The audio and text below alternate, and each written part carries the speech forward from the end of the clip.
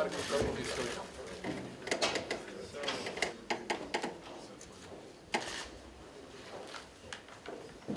Western Balkans here at the World Economic Forum in Geneva, to the Executive Chairman and Founder of the World Economic Forum, Professor Klaus Schwab, to introduce the results of this briefing that's been taken. First, the forum has a long tradition. It's a really great occasion for all of us in this specific time for the Southeastern Europe or Western Balkan to talk about the future cooperation inside, but also future integration of the whole region in the European Union.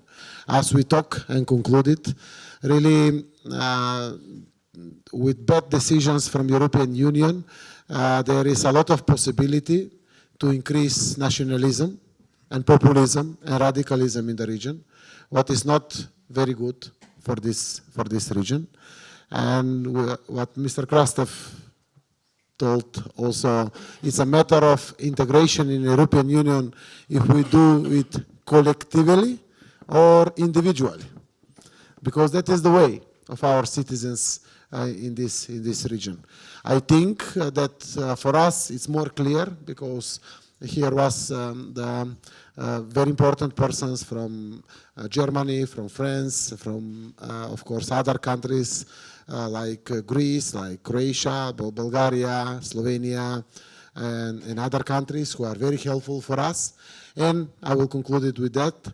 I think next half of the year, that means first half of 2020, can be very good for us because Croatia have possibility to be presidency of European Union. That means more focus to the whole region.